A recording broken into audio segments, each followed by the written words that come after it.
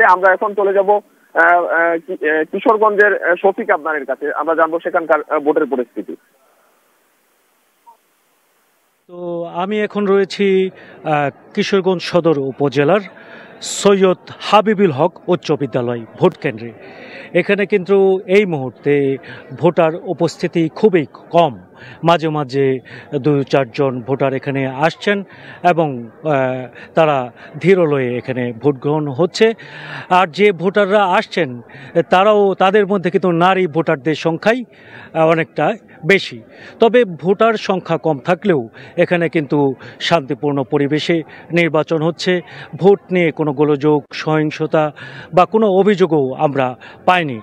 তবে এখানকার যে প্রিজাইডিং অফিসার আছেন তিনি আমাকে জানিয়েছেন যে এখন ভোটার উপস্থিতি কম থাকলেও পরবর্তী সময়ে হয়তো ভোটার উপস্থিতি বাড়বে। আর নিরাপত্তা পরিস্থিতির কথা যদি বলি, এখানে প্রতিটি ভোট কেন্দ্রে কিন্তু পর্যাপ্ত সংখ্যক পুলিশ, আনসার সদস্যরা এখানে দায়িত্ব পালন করছেন।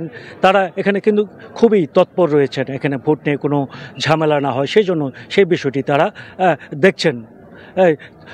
এই অবস্থায় এখানে যে ভোট কেন্দ্রের বাইরে কিন্তু খুবই নিরাপত্তামূলক ব্যবস্থা নেওয়া হয়েছে। র্যাব, বিজেপি এবং পুলিশ সদস্যদের স্ট্রাইকিং ফোর্সগুলো কিন্তু কাজ করছে এবং নিরাপত্তার যে এগুলো যে আপনার নির্বাহী ম্যাজিস্ট্রেটরাও কিন্তু তৎপর রয়েছে। কিশোরগঞ্জ উপজেলায় কিশোরগঞ্জ সহ 3টি উপজেলায় আজকে নির্বাচন হচ্ছে। এগুলো হচ্ছে কিশোরগঞ্জ সদর, হোসেনপুর ও পাকুন্দিয়া। 3 উপজেলায় সব মিলিয়ে 14 জন চেয়ারম্যান, 12 জন ভাইস চেয়ারম্যান ও 8 জন সংরক্ষিত মহিলা চেয়ারম্যান ভাইস চেয়ারম্যান এখানে প্রার্থী হয়েছেন। সদর উপজেলায় চেয়ারম্যান প্রার্থী রয়েছেন 3 জন।